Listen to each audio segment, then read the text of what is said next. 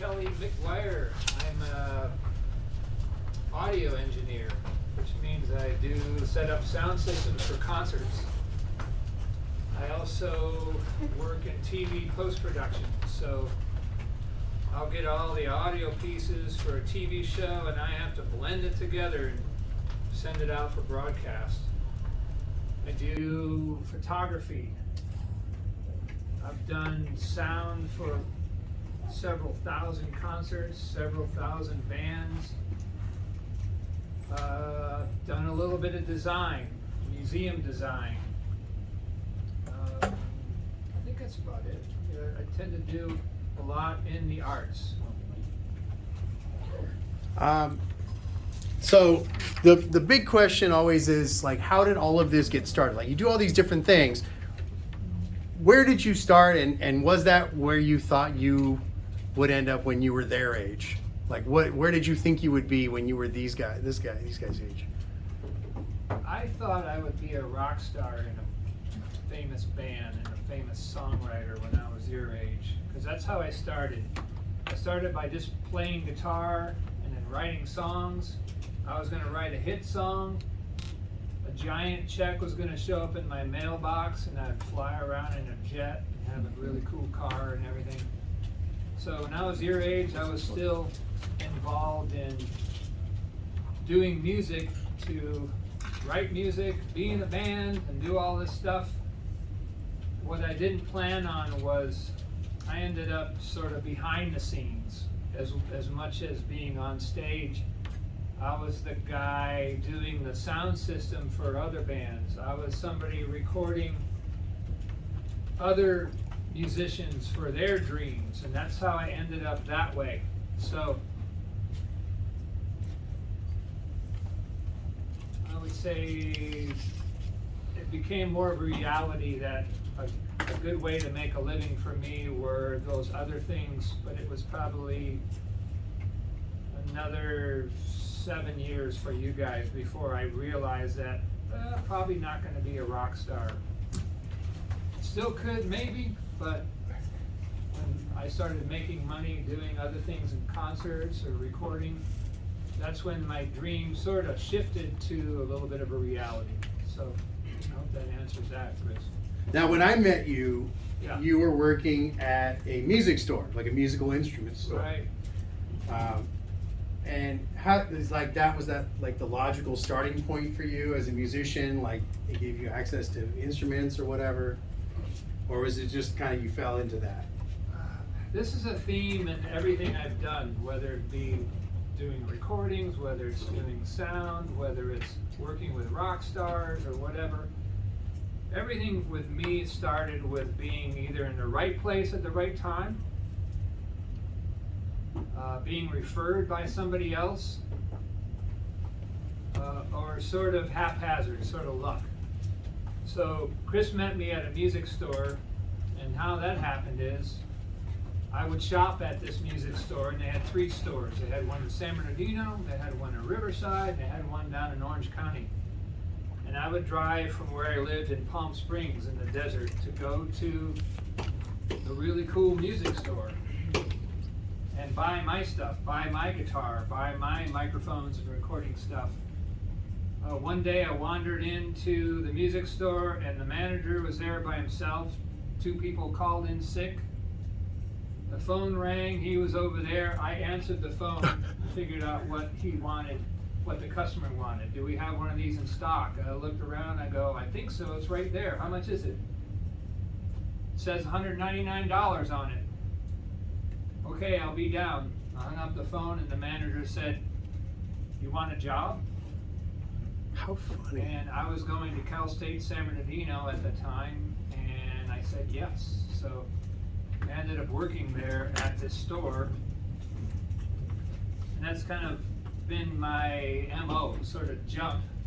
As my dad said, advice, he said, jump and the safety net will appear. And that's not always true, but in my case, a lot of times I say yes, and then I figure it out. So that's how I got my job at the music store, and I spent 12 years there. So I started out as a salesperson. I ended up manager of the store. And in that, I learned a lot about music equipment because you had to. People would come and ask, and you'd have to learn about things. So that's my music store. Yeah, I didn't know that. That's funny. But that makes perfect sense, because of course you would just answer the phone and tell them exactly what it was. So you've done a lot of things. You have had your own recording studio. You work with MAV TV, which is a TV station that does like motorsports, cars, motorcycles, that kind of thing. How did that start? How did that happen? That's a big question. A couple things going on there. But in my pursuit of being a rock star, I got into recording. And I wanted to record my own songs so I could send them out and become famous. And in that recording, you learn how to do it, and you're not good at it, and then you get better and better. I got better to a point where somebody else wanted me to record them. Because my recording sounded good, can you do that for me? And I will pay you. I'll pay you $100. And that's when a giant light bulb goes off and you go, you want to pay me to do this? I like that idea. So I started investing in more recording stuff. Eventually, I had taken half of the garage. I just built a wall down the middle. And I'm sure I didn't do it right, but I built myself a little studio. And I started taking clients to pay me. And that's how I got into the recording side. And how I ended up at the TV network, there's a lot in between those things, but as I got better at recording, learned all about it, had a lot of clients, recorded 50 bands and maybe several thousand singers in my studio over the course of the years. I got good at recording, so the TV network needed someone to teach all their video editors how to get better sound on the TV shows, and they hired me. So there's a lot of steps in between there, but that's kind of how I ended up at the TV network. Now, didn't you start out doing like live sound at the races or something? I think you told me something about you were at one of the races and the sound was terrible or something. Yeah, how I really ended up at the TV network was I was doing sound for a kids rock band. And the kids rock band was hired to come play at a big race, a big off-road race with all the jumps and everything. So they put the rock band in the pits and they would perform music. And I was their sound person. So I was doing the sound system. And I wandered over to sit in the grandstands to watch the race. And there was about 8,000 people there. It's down in Lake Elsinore. And I'd never seen this kind of racing before, but it was really fun. But there was announcers that were announcing the race. I couldn't hear a thing they said. Couldn't hear a word they were talking about. So I went up to a guy that I thought was important, and I said, I'm Kelly. I work at the Fender Company. I'm a professional sound person. If you ever need advice or you want me to come fix that, I'll volunteer to come and at least give you some advice. So it was probably a month later, they said, we're bringing you to Arizona so you can come fix our sound system. And that's the same thing about answering the phone in the music store. I just said, yeah, I can fix your sound system. I didn't know exactly what I was getting into, but I knew I could make it better. So that's how I got involved with the company in the first place. Their sound system was terrible. It wouldn't stay on. You couldn't hear it. So I went and I fixed it.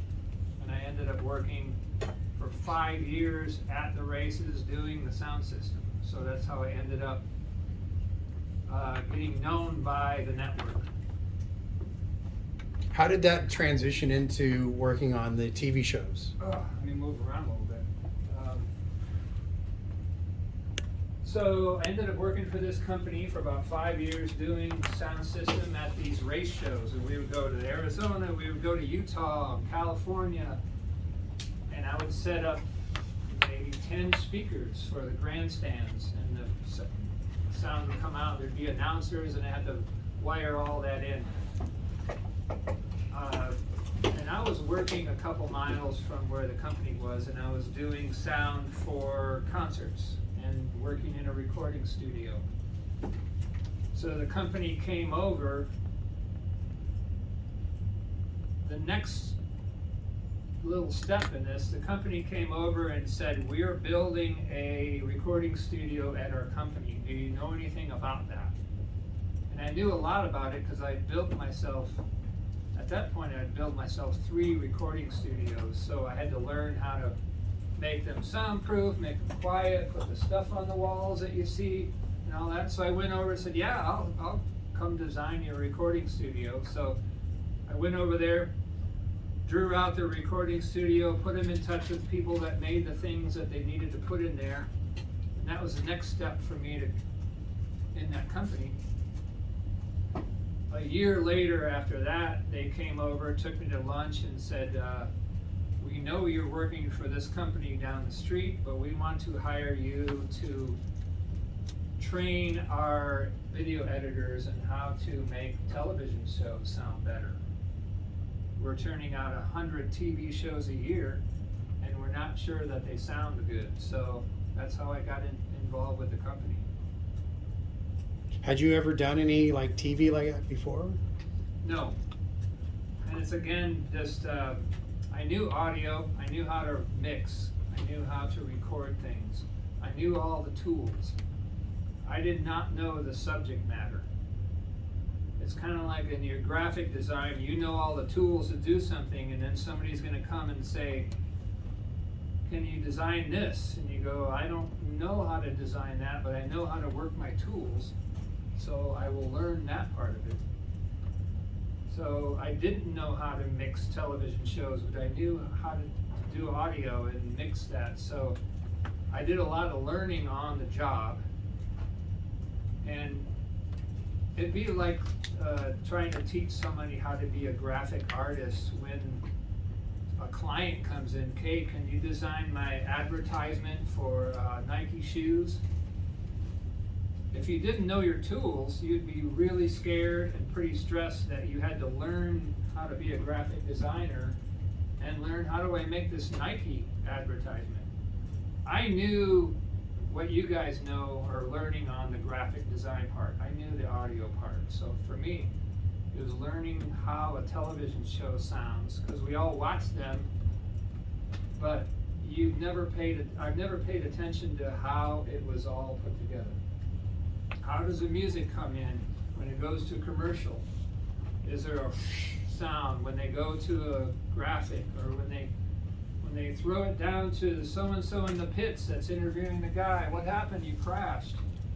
I didn't really know how that all went together, but I had the tools in my pocket to be able to do it.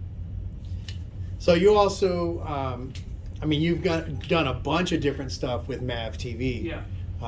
So you started out just kind of teaching their people how to do their jobs, basically, while learning it yourself. What other stuff did you do with MAV? A lot of times, in the same way that I answered the phone at the music store, I tend to kind of listen in on what's going on. When somebody needs something, I'll volunteer and say, "I think I could help with that." So when they wrote commercials for products or for a TV show and they needed somebody to write a script, I said, "Well, I can help with that. I'm a songwriter, and not like your teacher who could write, comic books and all books. I felt that I was good enough to write a 30-second commercial or a 1-minute long commercial. So I started writing scripts for commercials. When they said, "We need somebody to come do lighting on a video shoot, we have someone that's going to be standing there talking about this new product," I would say, "I know lighting because my whole family are photographers and graphic designers, so I've been around it and I've dabbled in photography, so I'll do that." when they needed somebody to shoot photos for headshots for a corporation or for a new product, I jumped in and did that. And again, learning on the job, but coming in with a certain amount of skill, more confidence than I should have had. But that's all part of what you do when you start to go out in the world. You learn on the job, and you take the skills that you're learning in here, and you say yes to something, and then you figure it out. Which is the opposite of what most people would do. Yeah. They would go, oh, I can't do that. I don't know how to do photography. And I feel like a lot of successful people do what you're saying. It's like, okay, I may not be like great at that yet, but I'm going to find a way to get good at it, and I'm going to make this work. Because those opportunities come up, you don't want to miss the opportunity because you're not 100% good at something yet. I think in life, you're going to run across regrets. We've talked about this in your last class. I think you would regret saying no to something because you're scared more than taking something and not doing it perfectly. That's kind of a hard thing to say because it's really scary to take something you haven't done, especially when it's for money or it's important or the deadline or that kind of thing. But I don't know where I was going with something. Well, how about this? We'll switch gears a little bit. Yeah. So you do the audio for the TV shows. You've done recording studio stuff.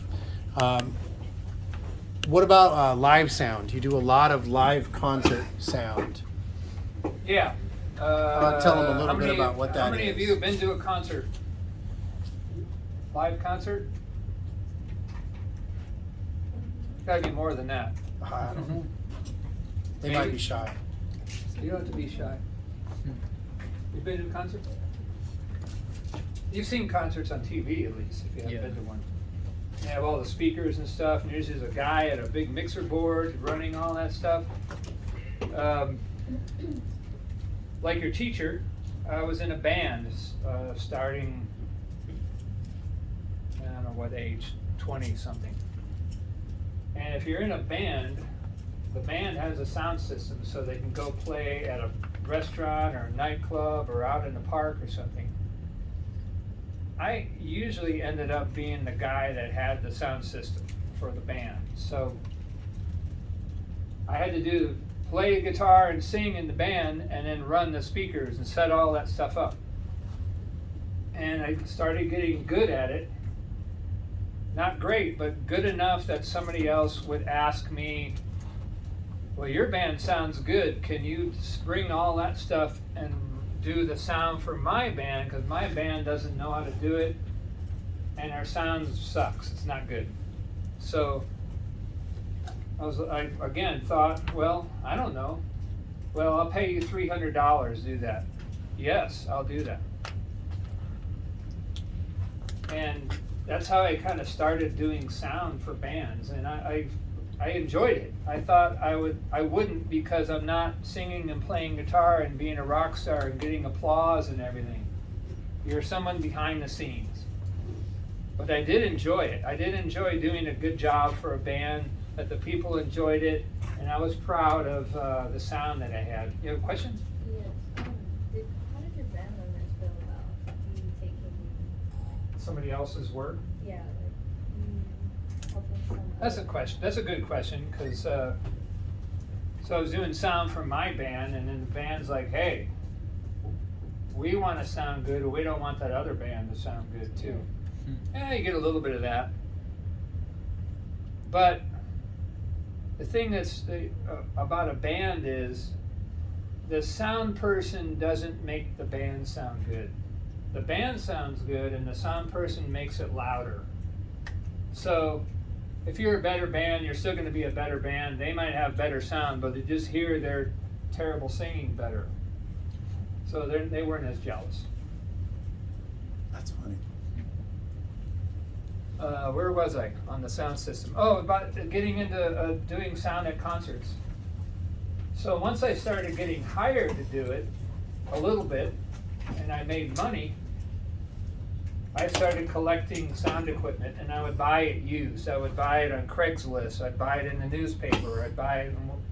There wasn't offer up back then, but basically that's how I started accumulating music gear for concerts. All of it was used. Some of it was not in great shape. But if I made $300 at a concert, I might spend $100 and get a new microphone or a stand or two. And that's how I built a sound system to where I could go do a little bit bigger show. And if it was a little bit bigger show, maybe I make $500 on that one. If I made $500, I might put $200 back in the sound company, what I called sound company.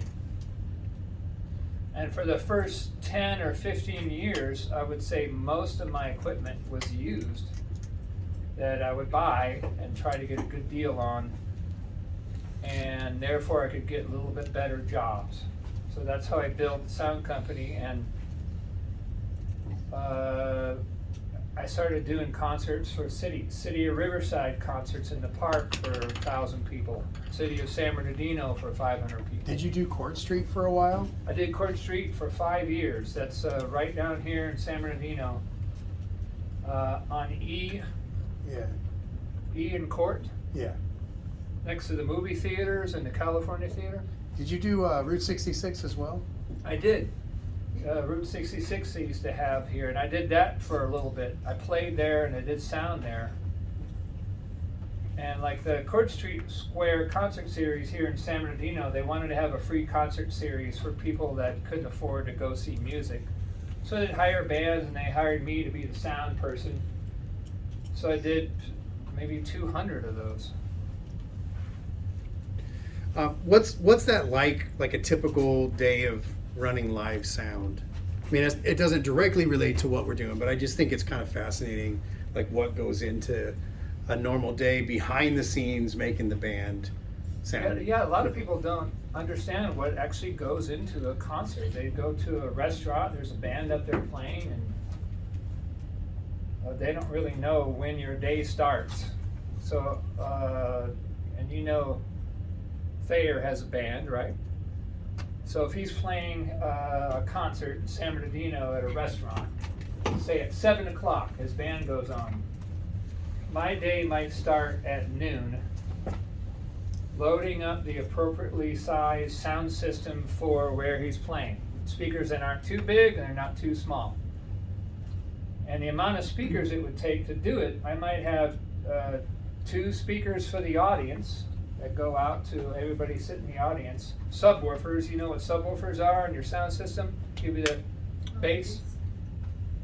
And then in the band, you might not know this, but everybody that's playing on stage has their own personal speaker. Because the band's loud and you can't really hear yourself sing. So that personal speaker has your own voice or your guitar or that person's instrument that's playing over there. Those are called monitors. So I might bring, to his concert, I might be bringing 6, 7 speakers. Yeah, and each one of those monitors will have a different mix of stuff in it. Yeah. Because I don't want those stupid horn players. They're loud. Right. I can hear them fine over here. I can't hear my own voice. I want Yeah. and this, my speaker, I want to hear my own voice. I want to hear that guitar player over there. So my job at a mixer board is to mix give the sound for the audience, make that sound good. I have to blend some drums, the guitar, the singing, the bass player, a saxophone, whatever. I have to blend all that for the audience, make it not too loud so people are holding their ears and they need to be able to order their drinks and their food. And then I have to make the band happy with all their things they need. So I might be bringing 7 speakers, a dozen microphone stands, a big yellow top tub of cables, a mixer board, stands. I might be bringing lights for the band. So my day might start at noon. I might load up all my gear, get there at 4:30 for a 7 o'clock show or 4 o'clock. Set up all that stuff. The band shows up. We sound check, or we just go. We just hook everything up. And I'm putting microphones and all that stuff a lot. If there's a whole drum kit, I might be using 5 microphones for a drum kit. So I have to bring all that. So once we start, then I'm doing my job at the mixer board, making it good for the audience. I'm making the band happy. I don't want feedback. You know what feedback is? That squeal. Got to stop that. Make the restaurant happy. And so if this band's done at 9 o'clock, then I got to tear all that stuff down, put it back in its cases and stuff, load it up, take it home, and get to bed at midnight. So I might have a 12-hour day of carrying stuff. And a lot of times I would do that by myself, or I'd have a helper on a larger thing. So people don't realize what goes into that. Yeah, it's pretty grueling. It is a lot of work to be in a band, and there's a lot of work to produce a concert. And that sax player finishes the concert, talks to the people, and then goes home, and they're in bed before you finish tearing everything down. Little thing, see ya. Yeah. So yeah, this past Saturday I was in Arizona doing a concert for 500 people in a room, like a gymnasium. So we started our day at 10 a.m. and I got in bed at midnight and carried several dozen pieces of equipment loaded up, and then drove home on Super Bowl Sunday for my fee. Nice. Anything pertain to what they do? Yeah, I was starting to think about like some design stuff. Yeah, go ahead. Yeah. Oh, I'll tell you a little bit about some of my family background. And you could also talk about the museum. Yeah. Because you've done some design stuff there. My family background, my dad was a world famous photographer. He did pictures of cars for advertisements. The brochures that you get at the dealerships, or when you see something in a magazine.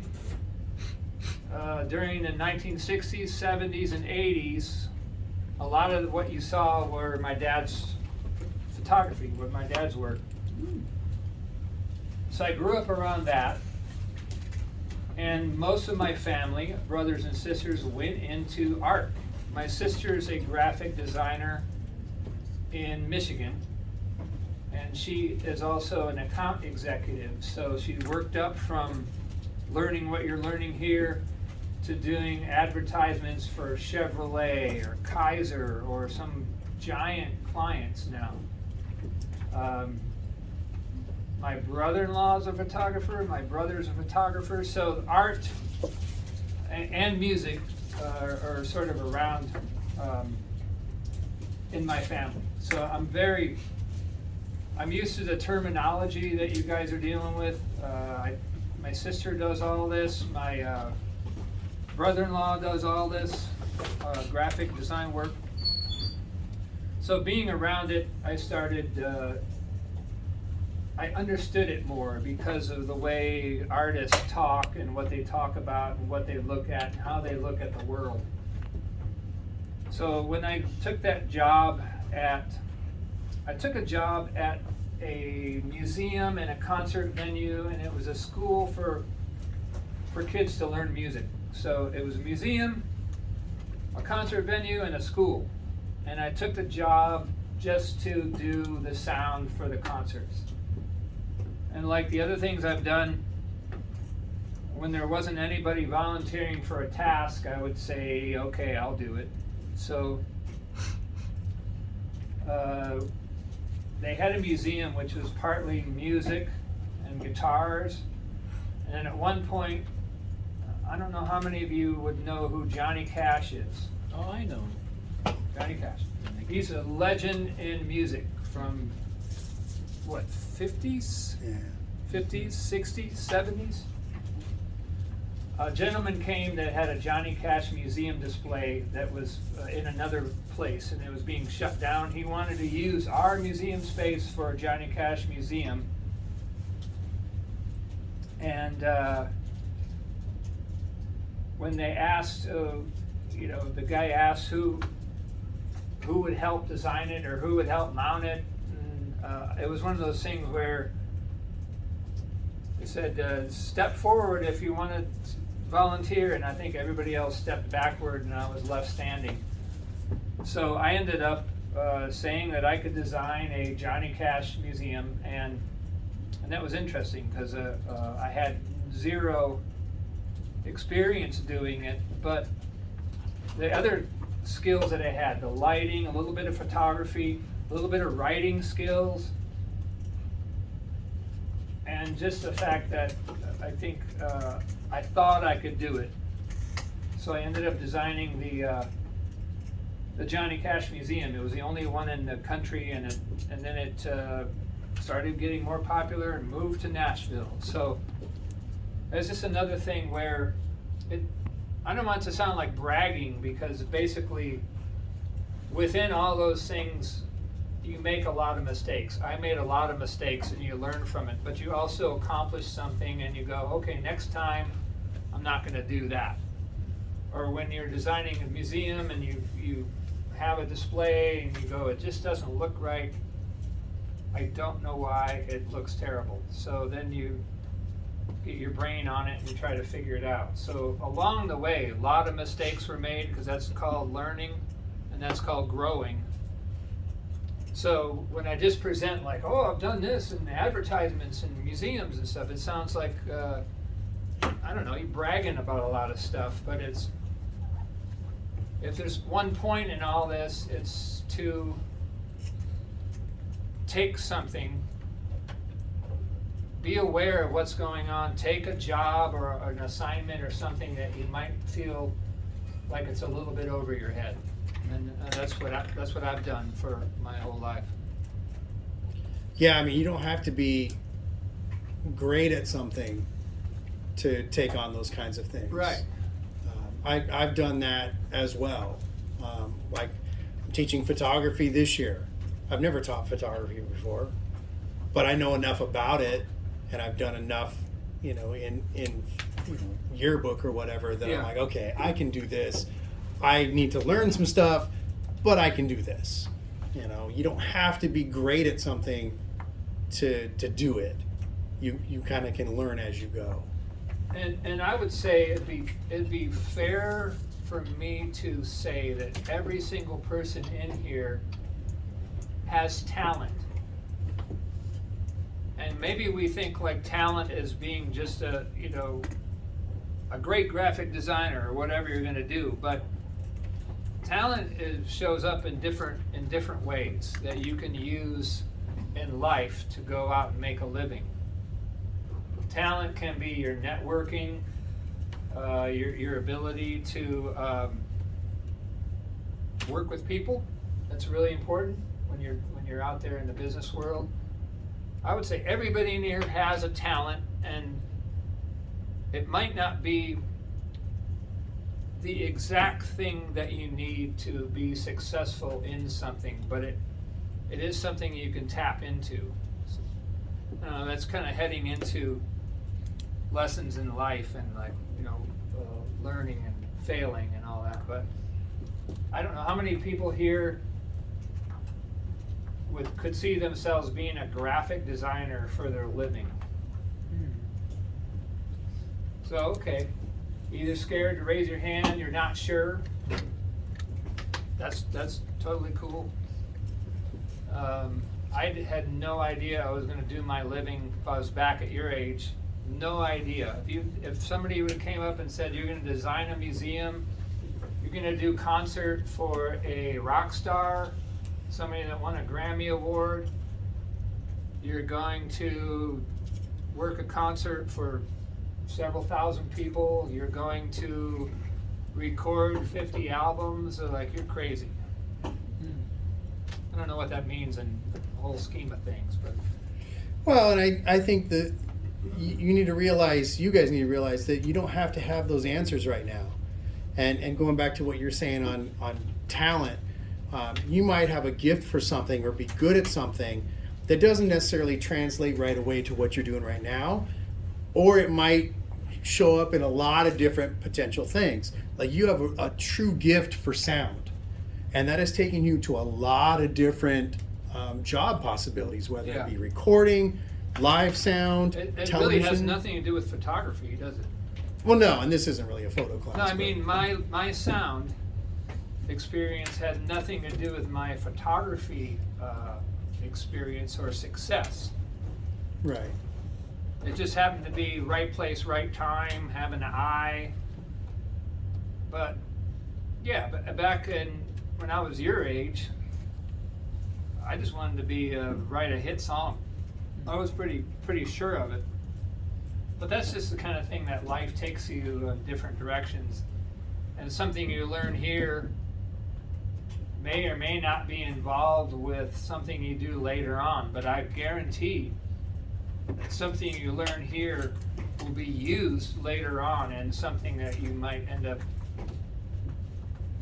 being an accountant, being a doctor, I don't know. Yeah, absolutely. And Whatever. that's been something I've been telling them since day one. Like those Photoshop skills you can use in just about any career. You know. Well, the analytical part of it, the fact that you learned Photoshop, the concept of doing that can be used even though you're not working on photos. Right. Like the concept of me mixing sound,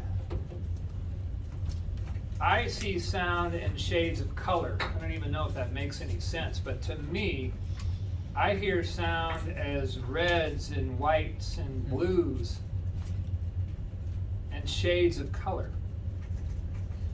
So therefore, when I went into photography, it was very similar to sound in a lot of ways. When I was making a composition of a photo, put this person here, the trees over there, whatever, it was like mix the saxophone here and the vocal here, and what's the most important thing? It's the singing, it's the lyrics, so I had to put that in the foreground. To me, the singer was the subject in a photo. I don't know if that No, sounds, it makes sense. sounds wacky, You've taken something that's sound based and you put it in a visual way. I do, I see It's all sound. layered. I see sound as well as hear it. Yeah. And that has helped me do something else. The other thing about, I think that's very important. You think like your skill as a Photoshop person or as a sound man or a photographer or as a musician or somebody that's good at math, all those things, you think that's enough to kind of take you through life as in business. What I've learned is it's just as important, your people skills, your ability to get along with somebody, your ability to solve a problem, your ability to analyze who you're working with. In the recording studio, when I had a client come in and I'm trying to get them to do a good job, I would have to be a cheerleader, a coach, a badass guy, someone that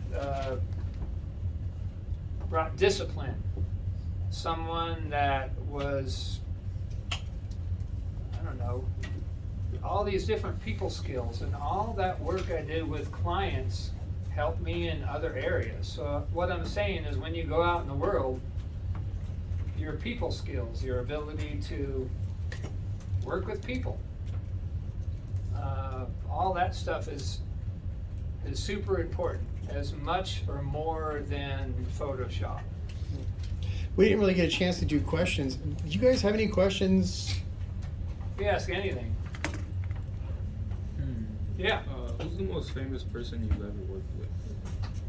Well, I don't know if you know some of it, because as the generations go, somebody that's famous, like I worked with somebody that's equal to Rihanna, so to speak, but maybe they were famous in the 60s or 70s. So you might know the songs, depending if you have older brothers, sisters, mom or dad that listen to the radio, the songs that the artists had hits. So people that have won, if you ever watched a Grammy Award show, so I work with people that have won Grammys back in a little bit more of our era. Another person in my family, do you guys know the song Hotel California? Yeah. Welcome to the Hotel California. From the Eagles. Yeah, my cousin co-wrote that. So, Oh. yeah, my cousin was in the most famous American band, best-selling American band of all time. So that really didn't do anything for me. I can't like take that and say, hey, my cousin's in a famous rock star. I still had to make my own way.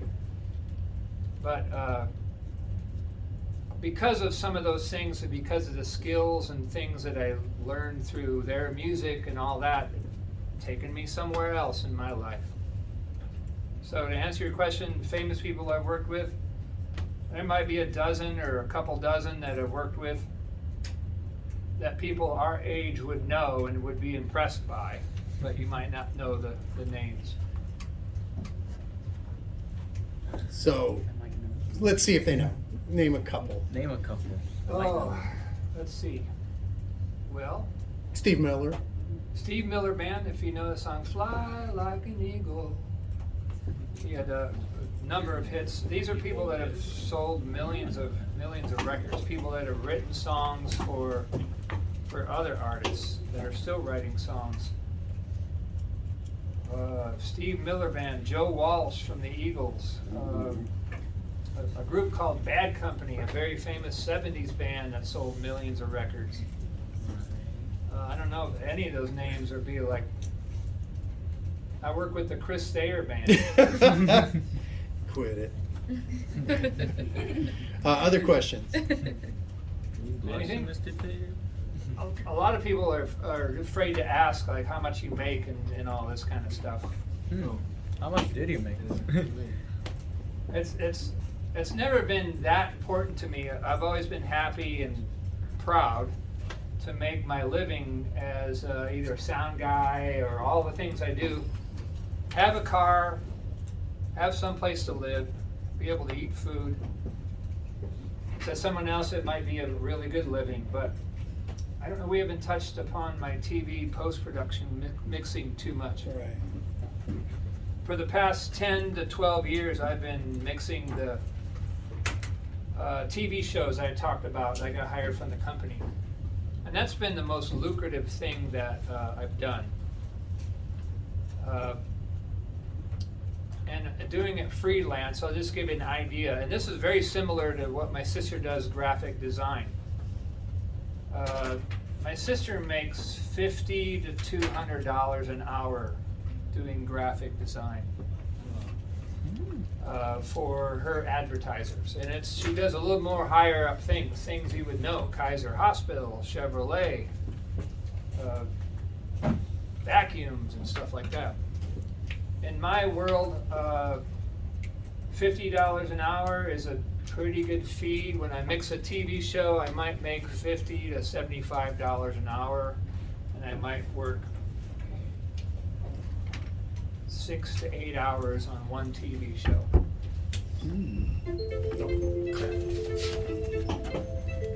So, yeah, I'm not rich by far.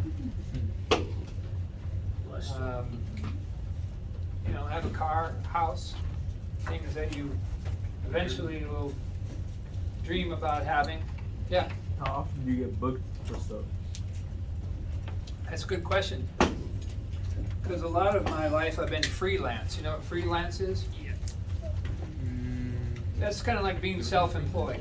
Like I'm a graphic designer, I'm available for hire, I make my own website, and I hope people get a hold of me to do graphic design. That's called freelance, instead of working for a big company. Like you work for Nike or Target or something, then you work for them, you're not freelance. So I've been freelance for a majority of what I've done, minus about, I don't know, 18 years or something like that. question to answer? Yeah.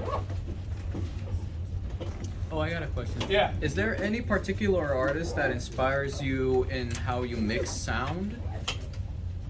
That's a good question, because in the arts, what you're doing here with graphics, photography, music, mixing, you're always learning, and you're always getting influence. If you're a graphic designer and you see something in a magazine or on TV, you go, how did they do that? It's amazing. And then you try to figure it out. You try to analyze it. It's like your teacher. We are always learning. We never learn everything there is to learn. Because the more you learn, the more I learn about sound, the more I realize that I don't know a lot.